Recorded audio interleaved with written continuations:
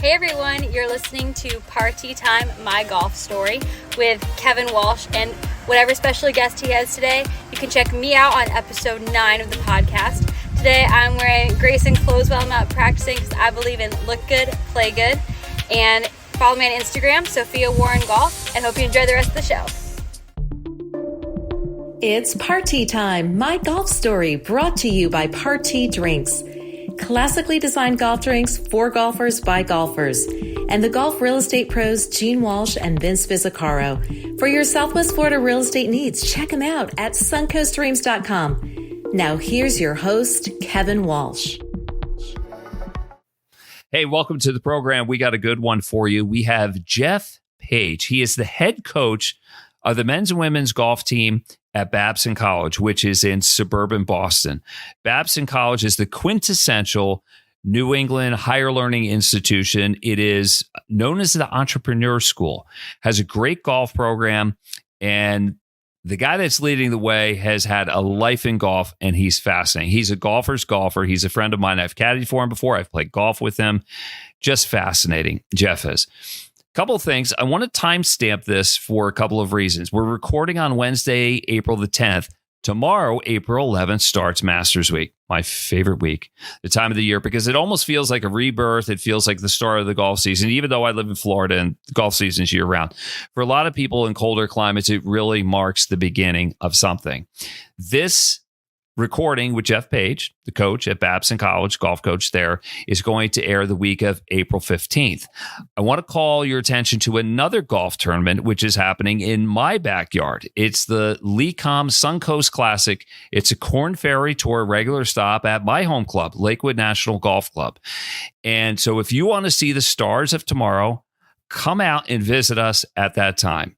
And if real estate happens to be in your mix, if you're looking to purchase a home at a golf course, or if you already live at one and you want to sell it, there's nobody better than the real estate team of Vince Visicaro and Gene Walsh from Fine Properties in the greater Sarasota area. Check them out at suncoastdreams.com, or you can call them at 941-220-4000. And of course, a big thanks to Partee Drinks, the title sponsor of It's Partee Time, my golf story. If you're looking for an alternative to beer or some of the tired, crappy seltzers, look, at some point we got to stop pretending High Noon tastes good. If you think High Noon tastes good, you probably think yogurt tastes good. And we all know both don't. There's something better.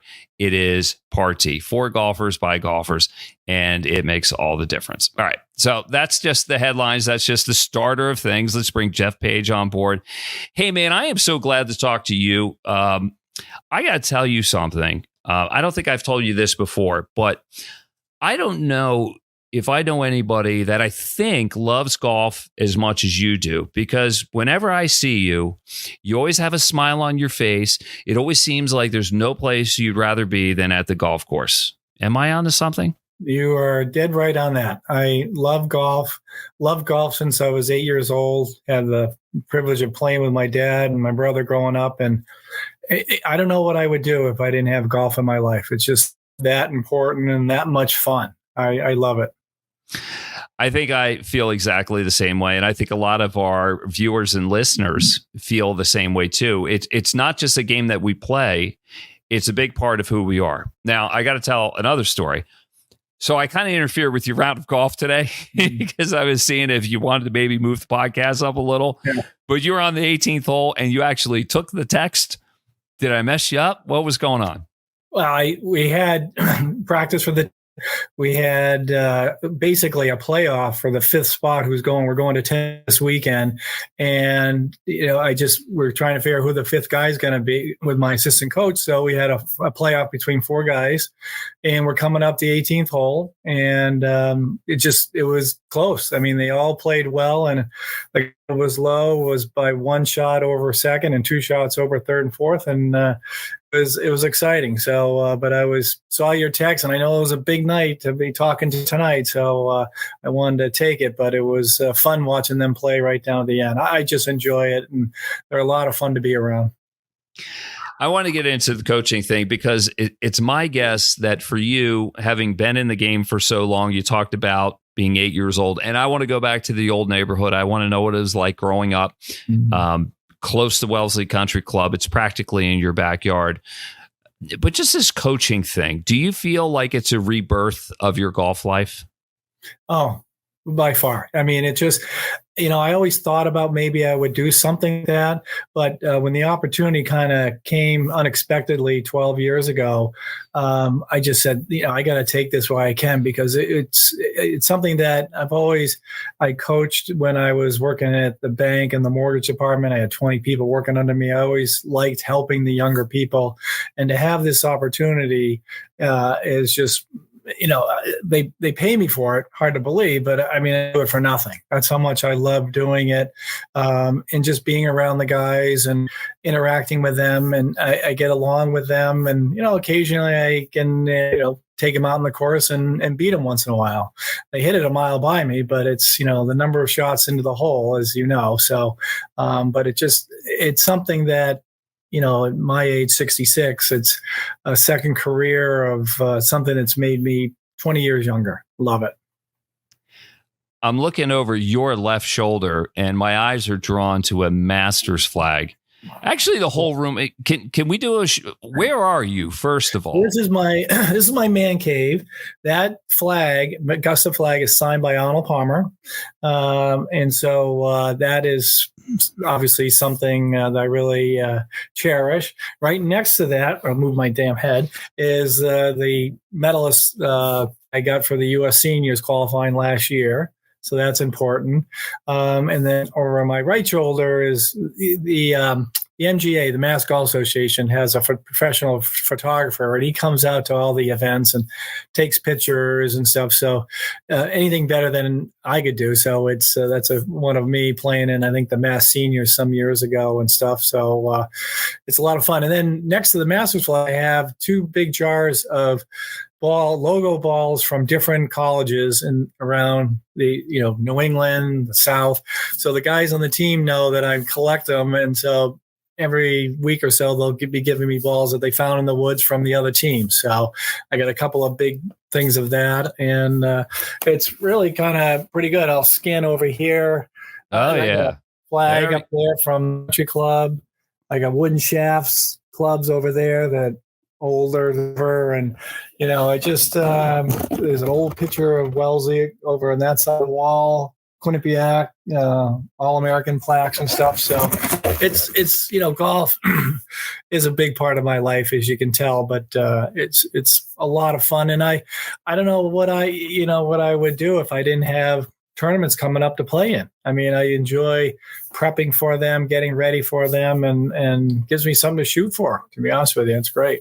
I think one of the keys to life is you always have to have a forward point. You have to have something to look forward to. And with golf, you have dates on the calendar that you just mentioned, but there's always something that we could be working on. We're always tinkering. I mean, Tiger Woods in his prime he dismantled his swing after he had arguably the greatest year of all time because he thought he could get better. So yeah, I get it.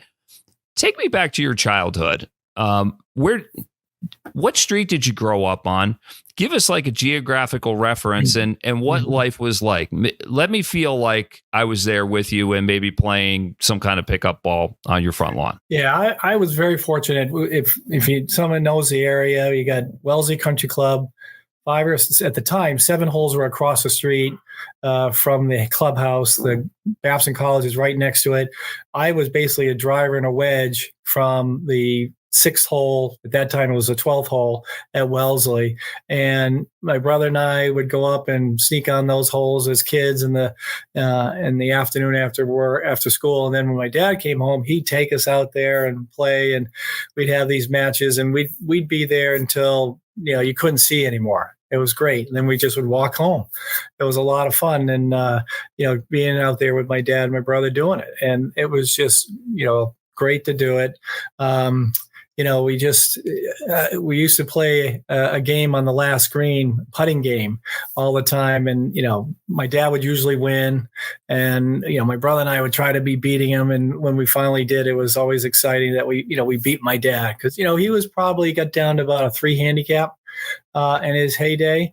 Never a long hitter, but very straight, very good around the greens. And, we grew up seeing that. and wanted to be just like Dad. Jeff Page, head coach of the men's and women's golf programs at Babson College, is our guest today. Big thanks to Partee Drinks, the title sponsor. If you're looking for an alternative to beer, High Noon, and the hard seltzers, then Partee is for you. And also big thanks to the real estate golf pros, Gene Walsh and Vince Vizzacaro, suncoastdreams.com, 941-220-4000.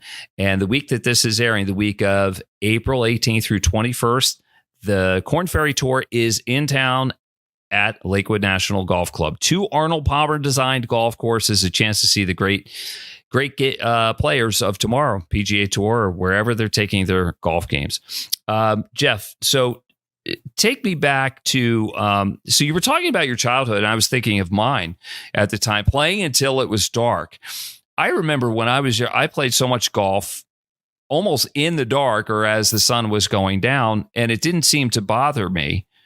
Now, as I'm older and I'm chasing the sun's going down, I find myself my vision isn't quite the same. Is that your story as well? Yeah, for sure. When we were younger, it'd be dark and you think, oh, we can still play. And we probably did. But nowadays it's, the eyes are going, I wear these. It's just, it's difficult to see, but it's still for me, the best time to play golf was like from 5 to 8, either after work or after school or something like that. It was just such a great time. And, the nice thing too is that, even if you weren't out if you're just playing yourself, you play the course. You're trying to beat the course when you're out there, and you can't get a better experience when you're out playing golf. Yeah, it just feels like you're connecting with nature and you're connecting with yourself, and it's just me time. I have no problem playing alone. In fact, I think I sometimes get more immersed in it, because you don't have the social obligations, but playing with friends is fantastic as well. Yeah. You were a caddy at some point. Do you take me back then? Do you remember your first loop and how much you were paid? Yeah. Oh my God. Yeah. I was thinking about that today. I probably caddied I was 8 years old. We just moved up here from New Haven, and my dad just got in as a member, but I went up caddying. The best job I have, as you've been doing it for years too and love it. But I had this friend of my dad's caddying for him singles. I made $3 for 18 holes. And back then, you probably remember, it wasn't these light ping bags or Sun Mountain bags. They were these big, heavy leather bags. The straps were falling apart, and we had to really lug it. And then like my dad, he'd probably have 20 balls in his bag. I used to get so mad if I ever carried his bag, but I remember carrying for 18 holes. And I do remember like a couple of times later caddying for somebody that was, again, a friend of my father, just at the club, and he hit a shot. I will never forget it. On 17, he hit in the woods, and I'm just like 8 years old and stuff. And I said under my breath, but loud enough for him to hear, "In the woods again?" He started laughing and told my dad later, because, he'd been hitting in the woods. I was used to my dad hitting it right down the middle, and didn't realize that, there's other people out there that are not very good.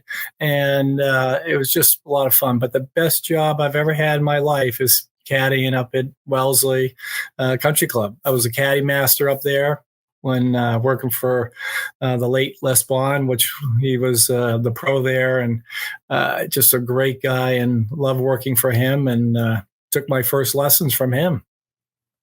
So $3 back then, it doesn't seem like much, but $3 could get you somewhere back then. Yeah. And I would assume that, like, among your friends, you probably had more cash in your pocket than they did, because you had the steady cash flow of caddying, right?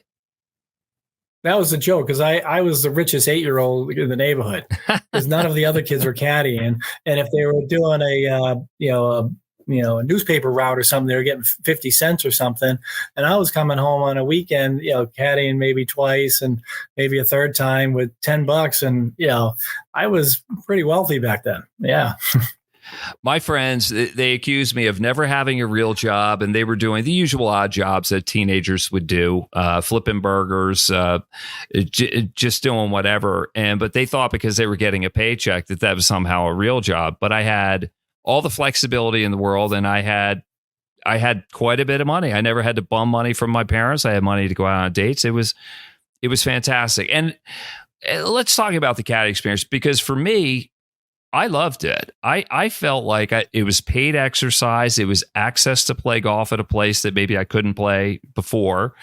And it was just a big, it put me around people of clout. I actually heard adult conversations at a very young age, which sometimes included colorful language. I would hear about their businesses, about their relationships and everything. Did you have a similar one? Yeah, I mean, you learned how to act with adults when you're 10, 11, 12 years old. I mean, that's so hard to find, especially nowadays. But back then, you learn to act in front of adults. You learn to, talk to them and be respectful to them and so forth. And, there's some key people that, like, I got a job, this is going way back when, at State Street Bank, because I caddied for the president of the bank. And he liked me, and I was in sales, and he said, you do well over at State Street. Why don't you come over? And next thing you know, I got a job. But it wasn't why I was doing it, but it just, the relationship I have, forged with people to this day. That same person, Peter Madden, who was president of State Street Bank, he lives in Florida. I talk to him regularly. He's a Babson alum and, a great guy. And it just, people like that, it was just, a lot of fun. But you learned how to, act in front of adults. No doubt about it. You take the words out of my mouth there, because I think when I graduated from college, just talking to older people, listening is as important as it is talking to them. It prepared me for a life in broadcasting. I just felt like I'm just repeating some of what I did before. And so I was so thankful for that. Yeah. The caddy program at Wellesley Country Club, it has been in existence for 100 plus years. And then I came like crashing through the ceiling when I was like 40 years old. Did I add to the experience, or did I mess it all up? No, you know what? It was great because, the younger guys would look up to you. Almost like a coach almost, you have the teenagers or the 12-year-olds looking up and because you knew what you were doing, trying to teach the younger guys. So, no, I think if anything, it was kind of, we felt like we had a celebrity, we go home tonight and go watch Kevin on the 6:00 news do the sports report. He just caddied for me, So it was, it was kind of fun, and it's something that I would do it today if I had the time, because I actually do occasionally last summer caddy for some of the guys that were either on the team a few years ago that are playing in the state amateur or the state open and stuff like that, and I just love it, and it's nice to interact with those, I call them kids, but they're adults now. But, it was fun. But, you kind of brought some, not clout, some, just responsibility of the job that I think people looked up to you. And like I said, it was fun seeing you 6 hours later on the news. I just really enjoyed my time there, and that's why I'm wearing the Wellesley Country Club shirt right now, just to honor the people that were so good to me there. It gave me access to the golf course, and just knew it was a side hustle, but I got something out of it, and hopefully they did as well. And there's nobody better than the existing caddy master there and the manager of outside services, Frankie Cartaglia. I mean, everybody knows Frankie. He is the best. He's just a whirl of energy, and he's the straw that stirs the drink over there. So over your shoulder, we talked about this earlier. You talked about the signed flag from Arnold Palmer. Do you have an Arnold story? Yeah, actually, he came to Wellesley Country Club. I was, I think, 17 at the time. He did a exhibition. I think he was there for the We Met fundraiser tournament that we had going on that day. And so what he first did is he did a clinic, and we had mowed down a little area by it's now the 10th tee. It was the first tee at the time, the old clubhouse. But he came and did a clinic, and then he went out and played basically one hole with each group. And I was lucky enough to be in one of the groups. So I'll never forget it. It was, I got to talk to him on the 13th tee. It was the fourth hole at the time, but it was a 13th tee now. And, he what hit was a drive. that like? I hit a drive. Stop for a second. So you're talking to him. What's that like? It was, it's like talking to your idol. It's, you're almost like speechless. You're trying not to sound like an idiot and try to think, what can I ask him? This is an opportunity like that to shake his hand and have him looking you right in the eye and just listen to him talk and stuff. It was great. I could find it around here somewhere. I probably still have a picture of him standing with me and on that tee and my long hair and it's just. Whoa, wait a minute. You had long hair?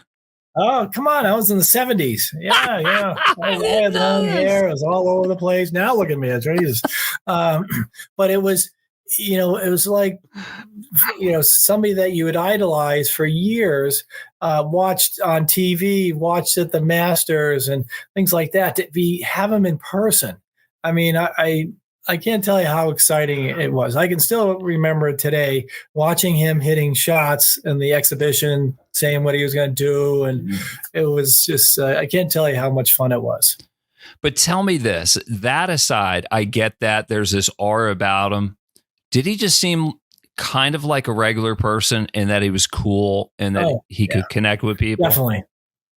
He would talk with you, and he did not come across as like, he's a step above you or just, the celebrity that he was. He was, he was like, talking to my Uncle Arnie. I mean, it was so great to talk to and listen to you and really kind of, like he always said, like people say, he looked me right in the eye. He was looking right at me. Well, he does that. And, he shook your hand. He wanted to know I felt like he wanted to know all about me. I mean, that's how I felt from meeting him. And it was only probably a 10-minute meeting. But isn't that incredible how he just connects with people? I think that aside from everything else, that was his gift to everybody. I interviewed him twice, once at Pebble Beach, another time on a satellite interview. And he made me feel like a somebody. And believe me, I don't know if I'm anybody now, but I was a nobody back then. Yeah. But he listened really attentively. He seemed to care about my questions. And he actually turned I'm going to show you. He turned his ear. So like he was in his 70s. This was 24 years ago at Pebble Beach, and he was hard of hearing. He saddled up so close to me, he was practically standing on my shoes and cocking his ear. So I was talking right into his ear. And as I'm doing it, I'm having thoughts in my head. I'm like, I can't believe I'm talking into Arnold Palmer's ear. And I couldn't believe how hairy his ears were too. But that's like after I was done with him, I floated away. And my buddy who I gave him my camera, he took pictures. He said, that guy was so cool. He's like, I could tell you were really nervous. And then I calmed down because Arnold put me at ease. All right. Jeff Page is the head coach of the men's and women's. Exactly. He made you feel at ease. I know. It was like, I just felt like I was the center of his universe at that time. And I'll never forget. I remember it. Well, listen to you and the detail that you're giving me. It's like everybody remembers Arnold.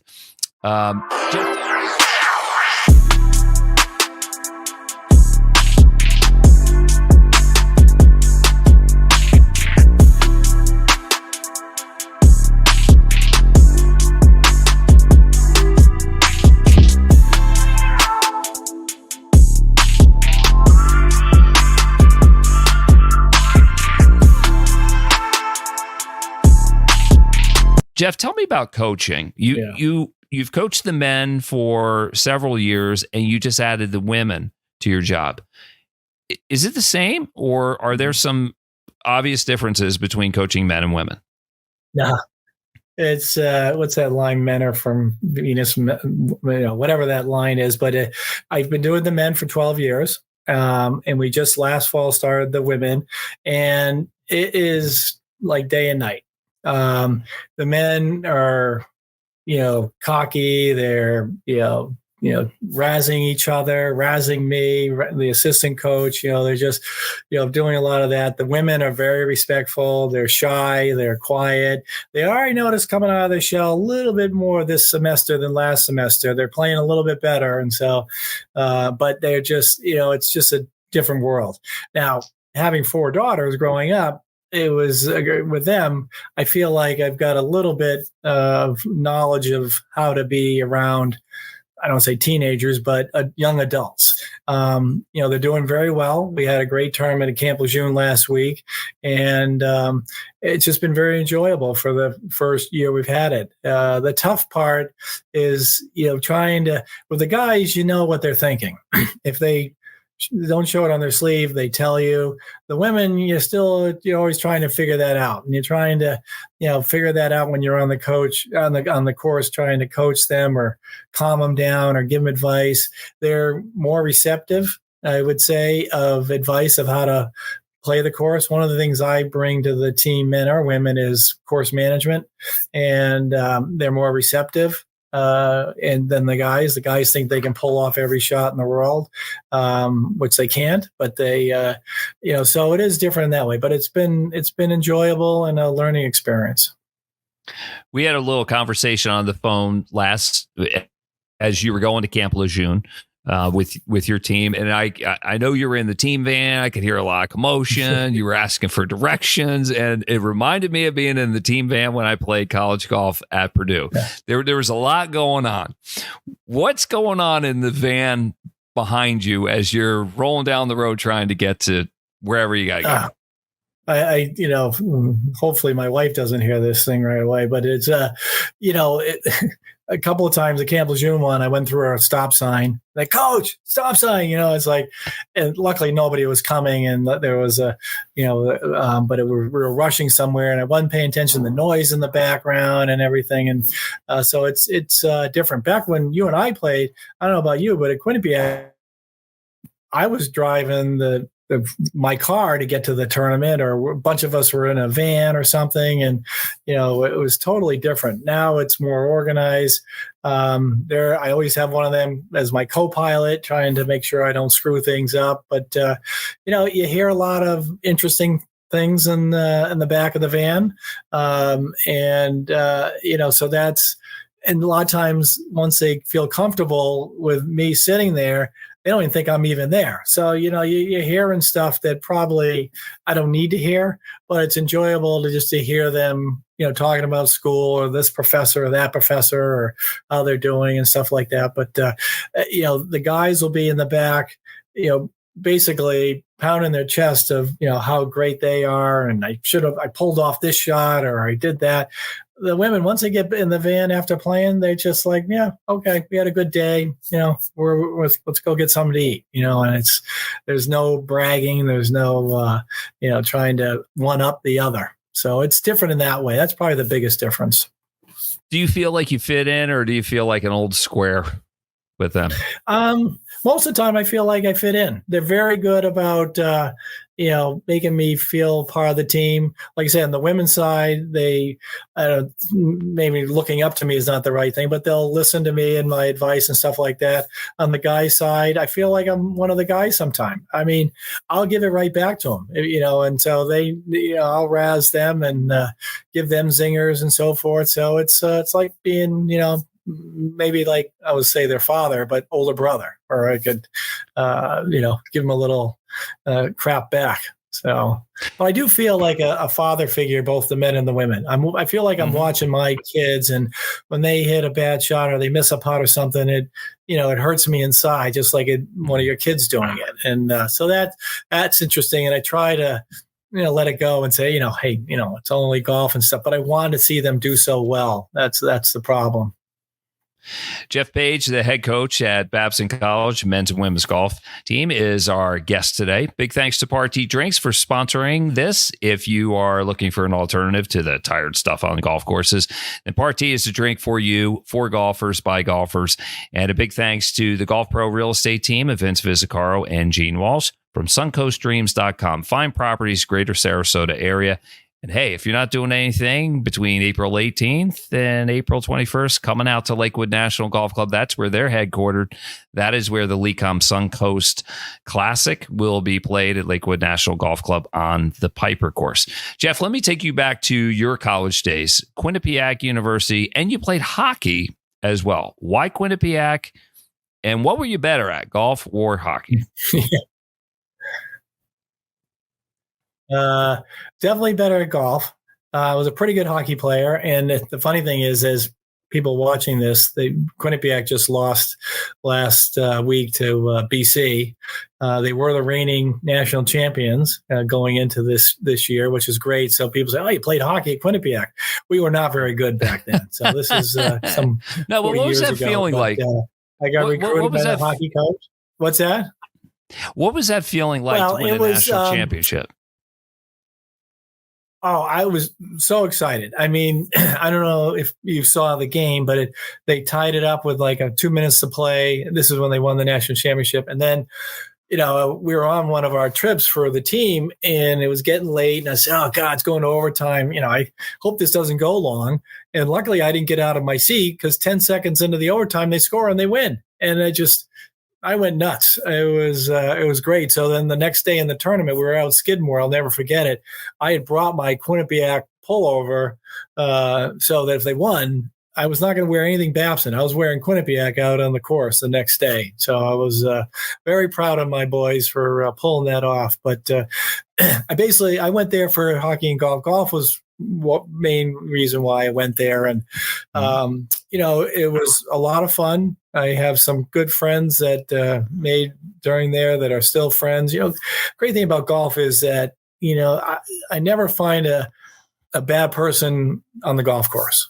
There's always a good quality of somebody when you're out there. You get to play with somebody 4 hours, you get to know them, and got some really good friends. But at Quinnipiac, going back to that, it was a lot of fun. We had some good tournaments, went to the nationals a couple of times at an individual, and enjoyed that level of playing. Played against some guys like Jim Hallett, who made it to the tour. He went to Bryant and got to play against him some. And, it was a lot of fun. Well, you've played good golf well into your 60s. You're a 19-time winner of the Wellesley Club Championship. How have you done it? You look like you're in great shape. You look like you just walked out of the gym at all times. Are you working out constantly, or are you one of those natural freaks with perfect metabolism? I got a good metabolism. As you know, I don't know if you remember my dad. He is still alive, but he's not up the club much. But he was tall, slender. He could sit there and eat a bucket of ice cream and not put a pound on. And so luckily for me, I take after my dad, which is great. I do work out, a lot of stretching, because at 66, the body I get out of bed and I feel like I'm like awful. I can barely move. I got to stretch. But once I stretch and move around, I'm in pretty good shape. So I do a lot of that. I do a lot of walking. I don't like riding in the carts, playing golf. Even when watching the players, they got a cart for the coaches and stuff, but I like to be out there walking with them. So it's really just, stay in shape, staying, loose, stretching as much as possible. And I think that's why I've done so well over the years, is that I've kind of kept myself in shape to, I'm a version of Bernard Langer of how he just keeps himself in shape. And it's the same idea. My golf game, luckily for me, I had a very good short game, and it is still pretty good today. So I've gone to the claw because the yips came back in my 50s and had to get away from the regular grip. But, I still have a pretty decent short game. But back in my heyday, my 20s and in college stuff, I remember playing at Wellesley I played with a couple members, and I ended up shooting my, probably my best round that I had there, 66. And the member afterwards, when we got in, he goes, God, you can get it up and down out of a locked station wagon. And I really thought that was a really nice compliment, that to have him say that. And, even today when I played 9 holes with a couple of the guys on the team, like got up and down out of the bunker, chipping, I can compete with them on that. And I feel like I can bring something to that to make their game better as well because of that.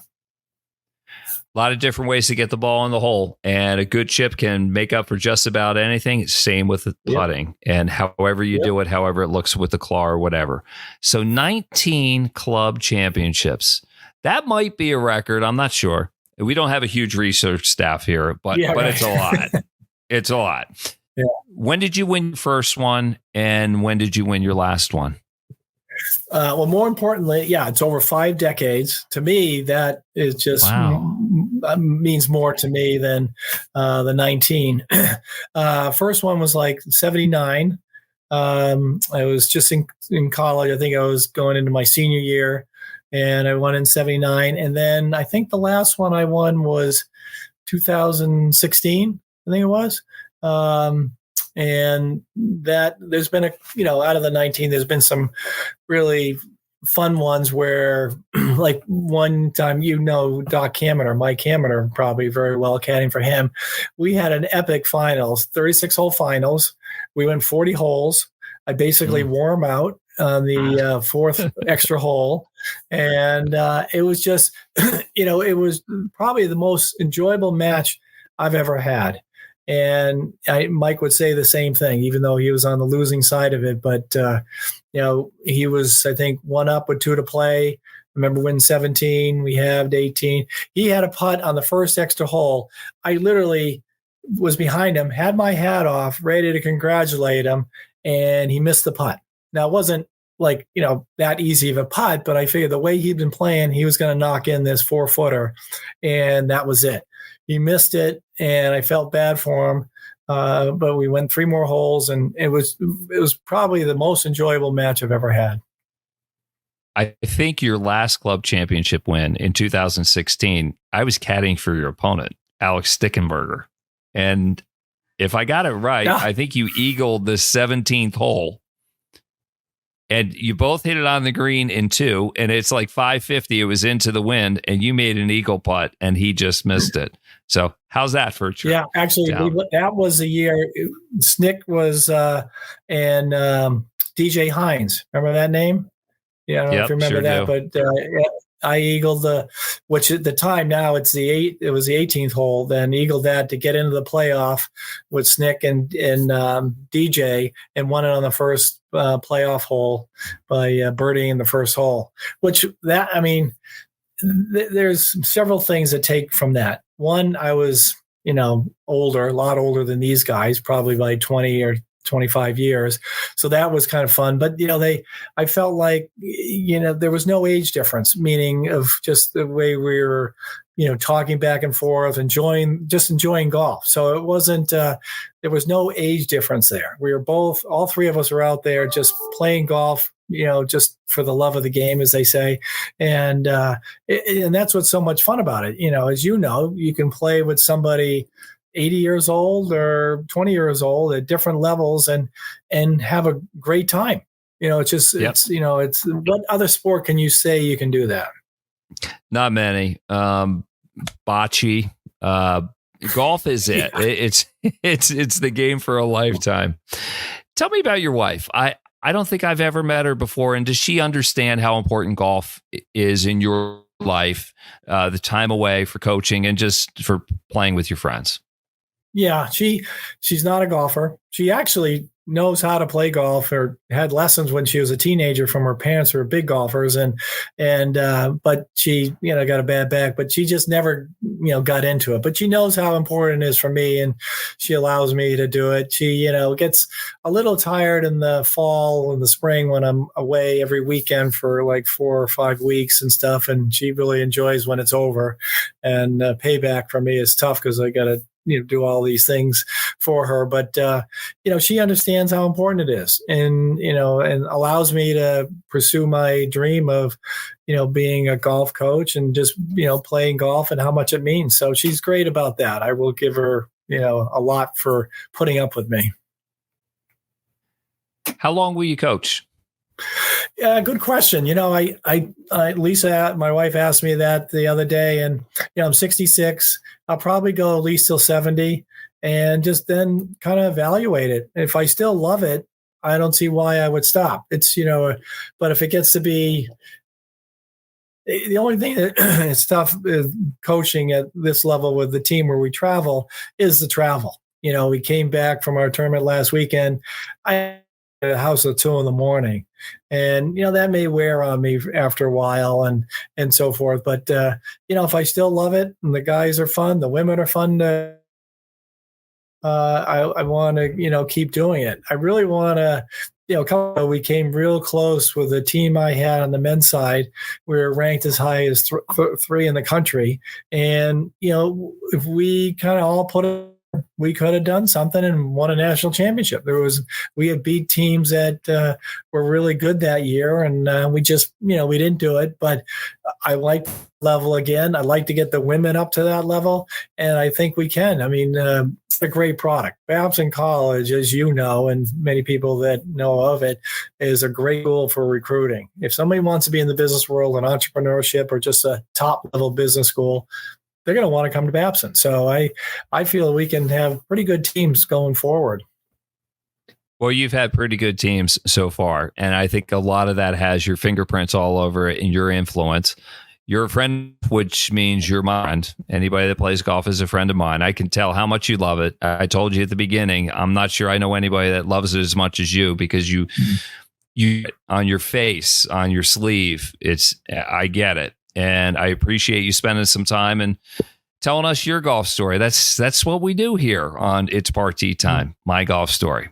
Can you come back sometime, Jeff? Oh, I'd love to. Love to come back when we've won a national championship. How's that? That'd be kind of neat to talk about that. But yes, anytime.